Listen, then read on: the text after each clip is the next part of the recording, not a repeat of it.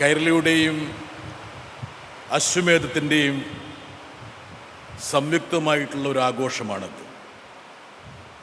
ബഹുമാനനായ പ്രതിപക്ഷ നേതാവ് അശ്വമേധത്തിൻ്റെ വഴിത്താരയെക്കുറിച്ച് സംക്ഷിപ്തമായിട്ട് ഇവിടെ പ്രതിപാദിക്കുകയുണ്ടായി.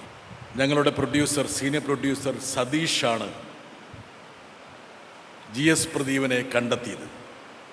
ഒരു ഹോട്ടലിൽ റിവേഴ്സ് ക്വിസുമായിട്ട് തിമിർത്താടിക്കൊണ്ടിരിക്കുമ്പോൾ സതീഷിൽ ഒരു കൗതുകം ജനിക്കുകയും അങ്ങനെ സതീഷ് പ്രദീപുമായി വീണ്ടും മത്സരിക്കുകയും ആ മത്സരത്തിൽ സതീഷ് തോക്കുകയും ചെയ്തെന്ന് പറയുന്നു. ശ്രീ CP ജോൺ പറഞ്ഞു, പ്രദീപിനെ അതിന് സന്നദ്ധനാക്കിയത് യഥാർത്ഥത്തിൽ സംഘടനാ പ്രവർത്തനവുമായി ബന്ധപ്പെട്ട് സ്ഥാനാർത്ഥികളെ പരിചയപ്പെടുത്താനുള്ളൊരു ദൗത്യം അന്ന് തിരുവനന്തപുരത്തെ എല്ലാ കോളേജുകളും അദ്ദേഹത്തെ ഏൽപ്പിച്ചിരുന്നു. അങ്ങനെ വാചാലമായി സംസാരിച്ച് ശീലിച്ച പ്രദീപ് അദ്ദേഹത്തിൻ്റെ അറിവ് കൂടി സന്നിവേശിപ്പിച്ചുകൊണ്ട് ആ ഒരു പ്രക്രിയയെ ഒരു കലയാക്കി മാറ്റുകയാണ് ചെയ്തതെന്ന് CP ജോൺ പറഞ്ഞു. യഥാർത്ഥത്തിൽ അശ്വമേധത്തിൻ്റെ പ്രത്യേകത പ്രതിപക്ഷ നേതാവ് തന്നെ പറഞ്ഞു കഴിഞ്ഞു. കൈരളിയുടെ ഏറ്റവും പ്രധാനപ്പെട്ട ഒരു പരിപാടി ഏതാണെന്ന് ചോദിച്ചാൽ ഇന്നും അടയാളപ്പെടുത്തുന്നത് അശ്വമേധം എന്നുള്ള പേരിലാണ്. കൈരളിയുടെ വഴിത്താരയിൽ ഭാഗവാക്കായി ഒരുപാട് ആൾക്കാർ ഇവിടെയുണ്ട്.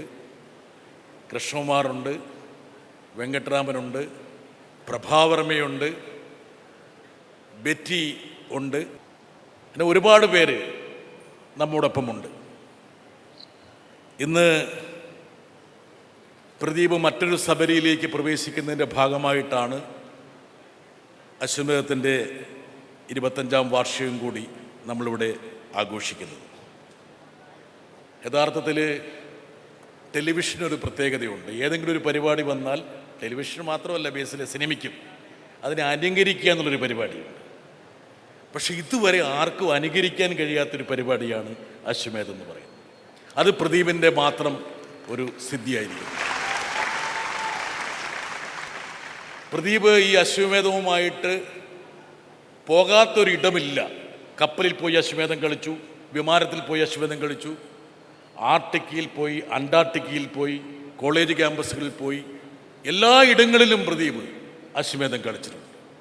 ലോകത്തിൻ്റെ ഒരു കോണും യഥാർത്ഥത്തിൽ അശ്വമേധം വിട്ടുപോയിട്ടില്ല എന്നുള്ളതാണ് അതിൻ്റെ പ്രത്യേകത. ഈ AI-യുടെയും കാലഘട്ടത്തിൽ ഇനി അശ്വമേധം ഏത് രൂപത്തിലേക്ക് മാറ്റിയെടുക്കണമെന്നുള്ളത് പ്രദീപ് ചിന്തിക്കേണ്ട ഒരു കാര്യമാണ്. പ്രദീപിൻ്റെ അശ്വമേധത്തിൽ വന്ന് സ്ഫുടം ചെയ്തെടുക്കപ്പെട്ട ഒരു കലാകാരനാണ് ബേസിൽ. പ്രദീപിൻ്റെ ആരാധകർ പല സ്ഥലങ്ങളിലും പറയുന്നതായി കേട്ടിട്ടുണ്ട്. യഥാർത്ഥത്തിൽ ബേസിൽ ഒരു ബുദ്ധിമാനായ കലാകാരനായത് അശ്വമേധത്തിൽ പങ്കെടുത്തുകൊണ്ടാണ്.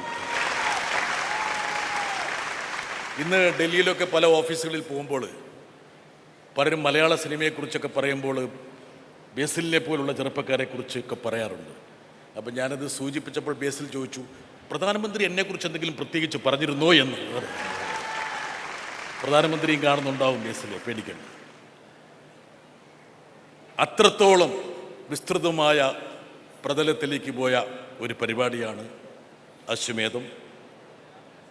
അശ്വമേധവും കൈരളിയും പ്രദീപും ഇവിടെ ആഘോഷിക്കപ്പെടുമ്പോൾ അതൊരു മറ്റൊരു മാധ്യമത്തിൻ്റെ സൃഷ്ടിക്ക് വഴിവെക്കുന്നു എന്നതിൽ എനിക്ക് സന്തോഷമുണ്ട്. പ്രദീപനും നമ്മൾക്കും എല്ലാ ആശംസകളും നേർന്നുകൊണ്ട് ഞാൻ എൻ്റെ വാക്കുകൾ നിർത്തുന്നു. നന്ദി, നമസ്കാരം.